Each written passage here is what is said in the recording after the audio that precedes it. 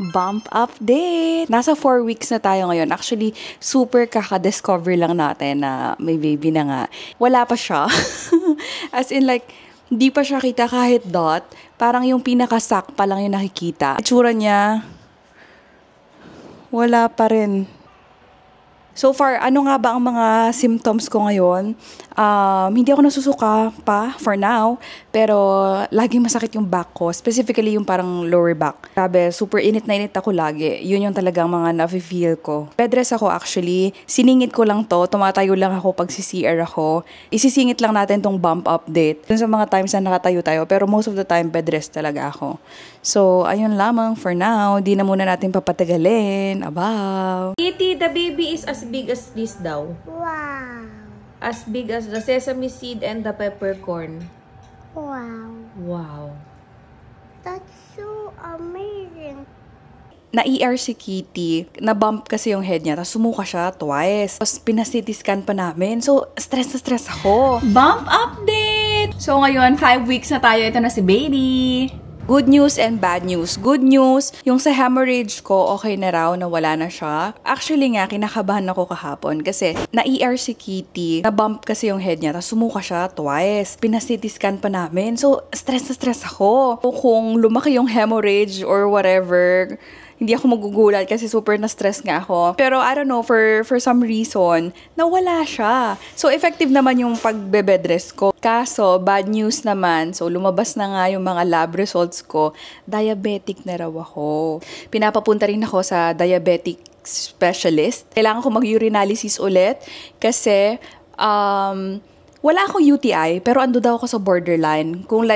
Kung 50 yung normal and healthy, nasa 52 daw ako. So, it's too small para bigyan ako ng antibiotic. Kaya, water therapy daw muna. And then, urinalysis again to check if it went away na yung parang bacteria na nakita. So, yung next step, kailangan kong puntahan yung diabetes doctor para malaman ko kung paano natin makokontrol kasi pwede daw pala magkaroon ng defects yung baby or worse, death daw. Kaya dapat makontrol talaga siya. Pero, I think so far so good naman. Ayun lamang, abaw. May heartbeat na si baby! Bump update! So, ayan, 6 weeks na tayo. And if you look closely, makikita mo na nagfi-flicker yung sa may heart niya. Yun yung pinaka-heartbeat niya. Confirmed, meron nga akong GDM. Bumili ako ng machine. So, ayan, kanina tinuruan din ako kung paano siya gamitin. And kailangan ko i-monitor yung blood sugar ko after every meal. So, ano pa ba? Extended yung bed rest ko kasi may nakita na namang hemorrhage. So, ayun, another 1 month na naman. So, marami akong mga events na talagang hindi ko na mapupuntahan.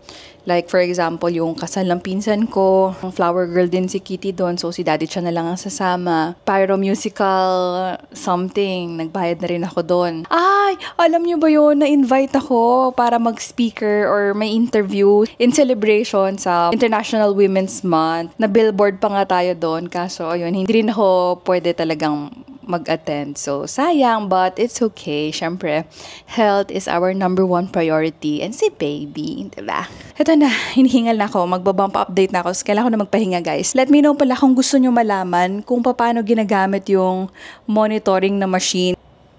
Our baby is as big as this one. Wow. And did you know that? Meron na siyang heartbeat. Oh, what's that, corn? Yeah! I'm gonna eat the corn now. No! Bump update! The baby is as big as this one. Yes. This is a Baby.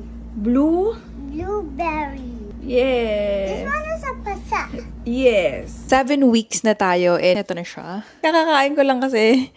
Kaya medyo, siya, bilog-bilogan. So yun, update sa akin, nag-insulin na ako, pero yung lowest na dose lang. Every meal pa rin, pagkagising, and then every after meal, nagtuturok ako para dun sa blood sugar. Good news naman, wala na tayong hemorrhage. Previously, na-mention niya na take it easy lang talaga ako, especially the first trimester. So baka continue ko lang yung bed rest ko until first trimester, tapos magtatanong tayo ulit after that kung mas pwede na ba akong gumalaw-galaw, makapag-work, kahit paano makapaglakad-lakad. Kasi ngayon talaga like 90% of the day, nasa bed lang talaga ako. It's either nakaupo, nakahiga, So, si CR lang talaga ako. Or pag may check-up yun, dun lang ako tatayo. So, ayun lamang about bump update. Wala tayong ultrasound ngayon kasi from weekly check-up, gumraduate na tayo, 2 weeks na. Sumusuka pa rin ako. Mention ko rin sa doktor na tuwing iinom ako, dun ako nasusuka.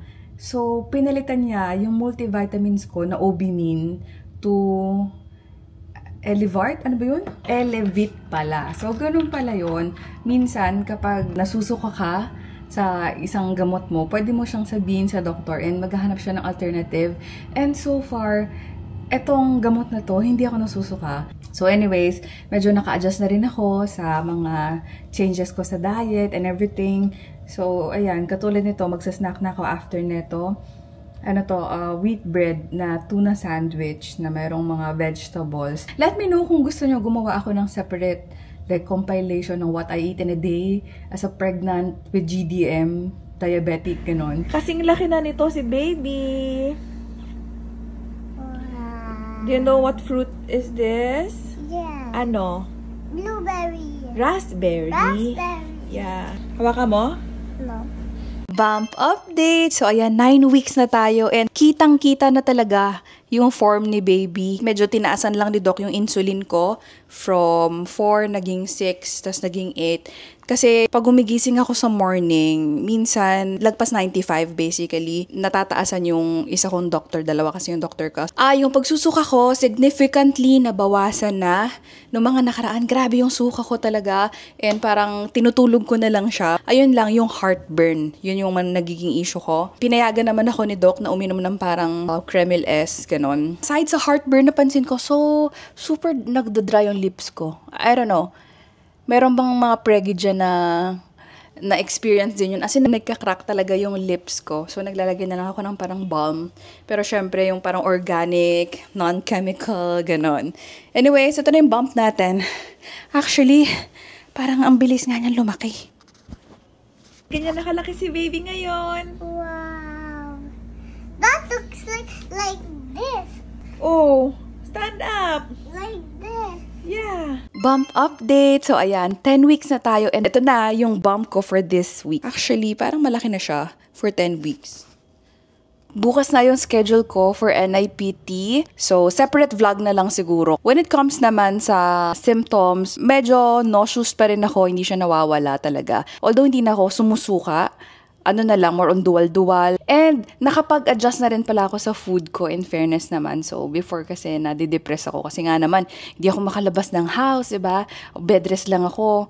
Although ngayon, better na kahit papano, mas nakaka-move around the house na ako. Yung sa food naman, nung una din, na-depress ako kasi nga, diba, wala na nga ako masyadong magawa or mapuntahan. Tapos restricted pa yung diet ko.